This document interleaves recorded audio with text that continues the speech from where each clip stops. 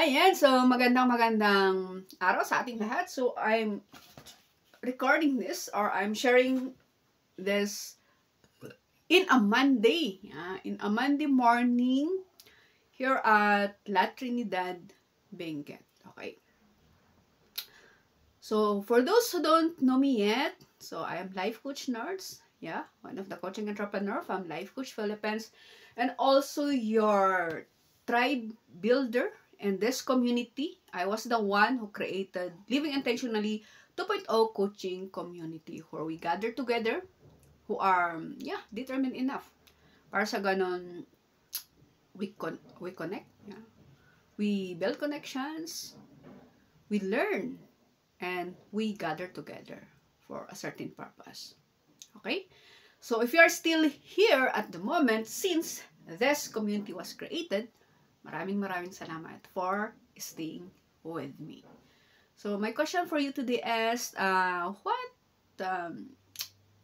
what have you learned so far being part of this community? So I encourage you to share it in the comment section, or you can create a post and then post it dito sa group natin. Para sa ganun, people will learn from your insights. Because as we share yung mga insights natin, we learn as well na nagsishare. Mas lalo nating naiintindihan.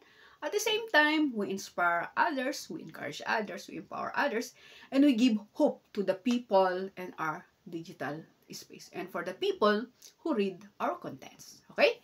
Yan. Okay, so for today, gusto kong i-share kung ano yung natutunan ko, some of the insights that I've learned from Master Coach A on her episode inside Think Talk broadcast, episode 1 or the premiere episode on the 72-year cover-up expose on Napoleon Hill's book, which is Outwitting the Devil. Yan. I do believe some of you here, merong book on this. Kasama ko nanood yesterday, sabi niya na, ay sige nga, balikan ko nga yung libro. Kasi meron naman ako. So may hard copy siya. So may physical copy siya on the book, and ma-encourage siya to read it because of the episode yesterday. Okay? So I'll be sharing with you my insights or yung mga natutunan ko in that episode, and as I post this, you can also watch the replay for more learnings about it. So, ilalagay ko sa caption. So, just check the caption for the link of the episode yesterday by Master Coach. Okay? Yeah. So, right now, if you have achieved what you're supposed to want, but you are spiritually empty inside of you, if you sense that you have gifts that have never seen in the light of day, and or if you feel like you're living someone else's life while your real life feels suffocated, be reminded of this. You're not alone. You're not broken. You're not left behind.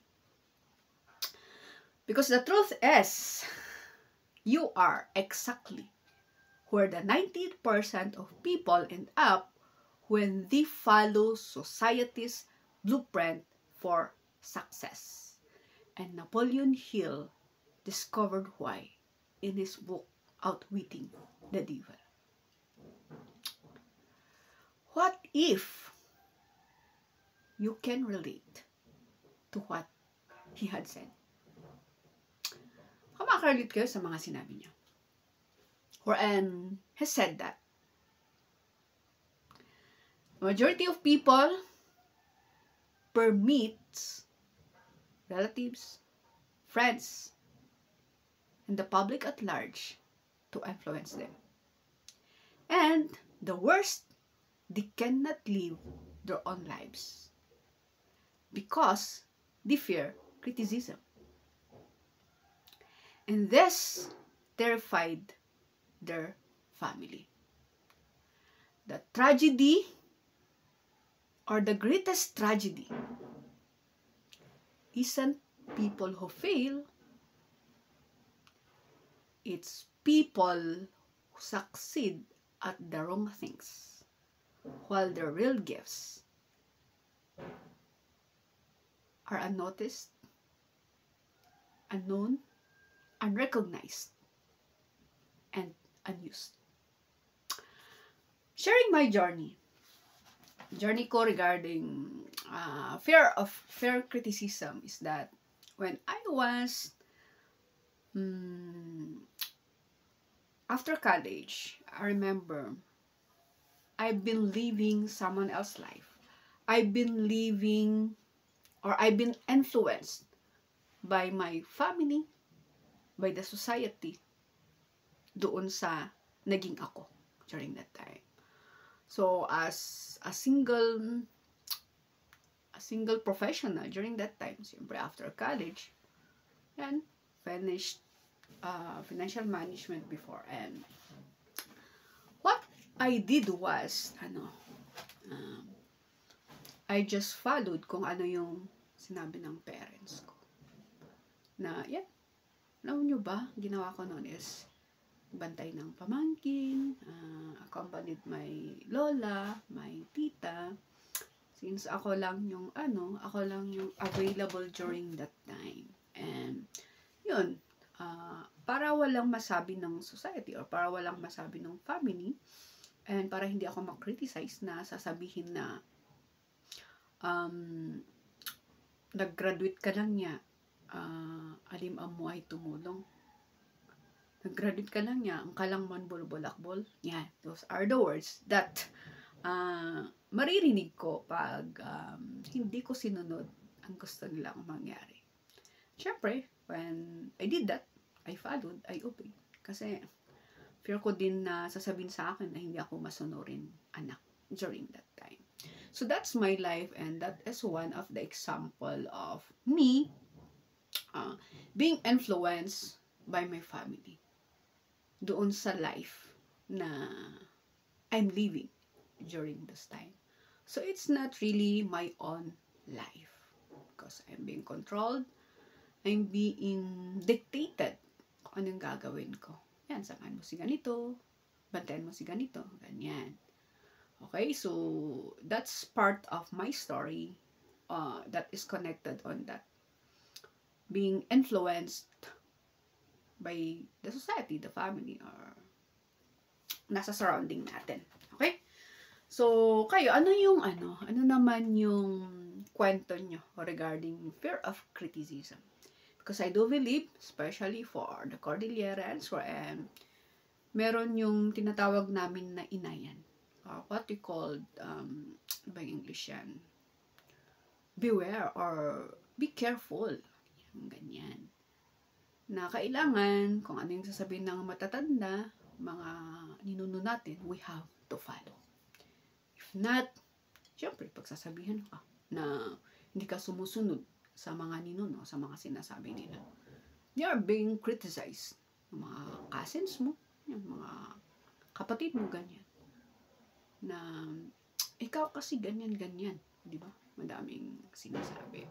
So, if you are that one person na you are feeling that way, or you've experienced that before until this moment in time,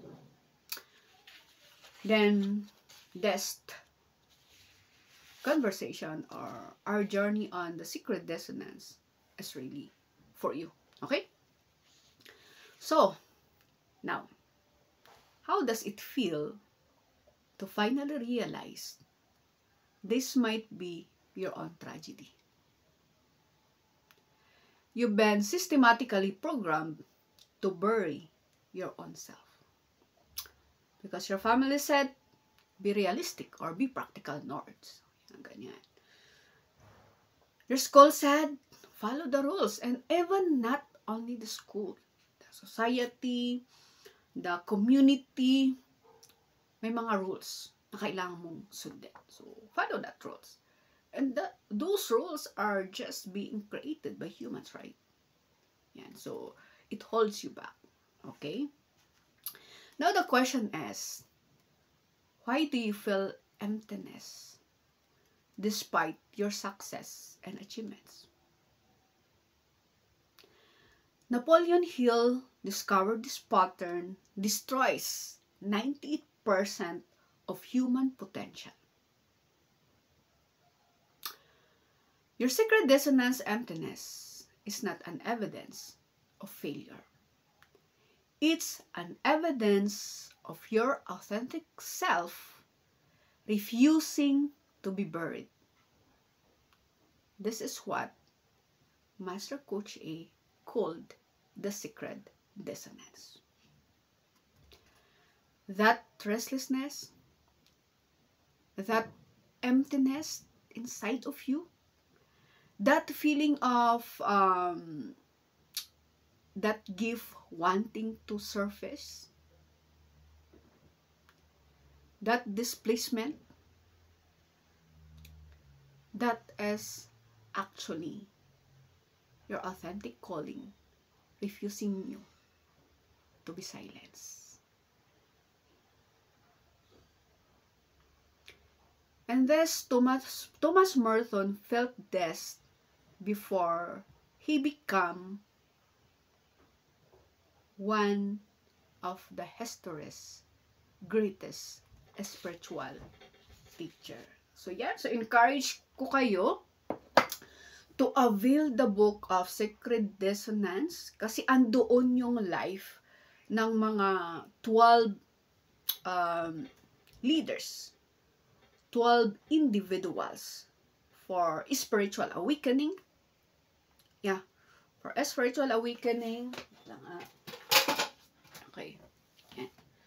And for spiritual awakening, yeah, justice and inner formation. So, ito, I have this copy, the manuscript. And dito, meron ding electronic copy. So, pwede nyo po siyang i-download. Okay. So, in here, mababasa mo yung mga kwento, mga buhay ng mga leaders, mga spiritual leaders. 12 stories yan. So, kung kanino kayo nakaka-relate, alimbawa, yung kanina, yung nasi-share ko na I've learned from episode 1 is that it's all about the emptiness. Even though you are successful in life, you have a lot of these achievements. And this found, makikita ito sa section 1, wherein from success to surrender. Yan. So, yun po yung kwento on about success, about emptiness. So, makikita nyo doon si Thomas Merton, yung life ni Thomas Merton and 2 others. Okay? Doon sa section 1. That is connected to what I am sharing in this video. Okay? Yan. So, those are some of the learnings na gusto kong i-share sa inyo.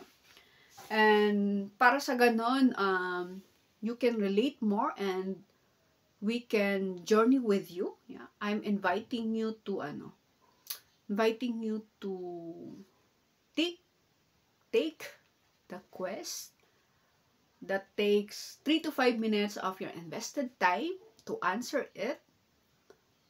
Para sa ganun, makikita natin, we will discover kung ano yung nagmamatch doon sa journey mo on the 12 stories that was presented in the book, The Secret Dissonance. Okay? So, later on, after this, I'm encouraging you to take the quiz. The Secret Dissonance quiz. Okay? Ilalagay ko yung link sa comment section or doon sa caption. Okay? Yan. And again, secret dissonance. Your secret dissonance is not actually a problem to solve. It's actually a secret invitation for you to accept.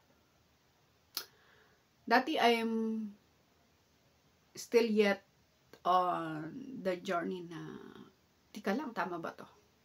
I have this doubt on, tama ba yung naging result ng ng quiz ko. Yan. But then, diving deeper on it is that, yeah, there are part of my life that I can relate, or I can connect on that journey. So, yeah, it's really, it's really my journey, a part of my journey, the resilient witness. Okay? So, pag ganun yung, maging result nyo sa quiz, kita-kits tayo sa the resilient witness community. Okay? So, just answer the Secret Dissonance quiz, submit it, and check your email for it para sa ganon madadari ka doon sa sa link ng join the community. Click mo 'yun, then we will welcome you inside the communities. Okay? Yan. So for you to start that journey is that take the quest. And of course, there's another invitation. If you can handle the truth, sabi ni Master, we invite you on Tuesday inside Think Talk broadcast. So, a lot of things. May 7 points, 7 steps, 7 things na malalaman natin on Tuesday. So, that sparks curiosity sa akin, sa end ko. That is why we also invite you to join us tomorrow. Yeah, tomorrow na. Tomorrow, 10 a.m. Philippine time, doon sa YouTube channel na Think Talk broadcast, or doon sa FB page. So, you can follow us in there para sa ganun. For the upcoming episodes, you can join us live. Okay? Because what I am sharing here is that it's a combination of what I've learned and of course, personal experiences ko. Syempre, iba pa rin pag own experience nyo, personal experience nyo. Okay? So, again, with what I've shared, thank you very much. And looking forward na magjo-journey tayo together on our Secret Dissonance journey. Okay? So, this is Life Coach Nurse, yan, all the way from the Highlands, saying, love bam boom, yaman, matago-tago, tako amin. Have a great day.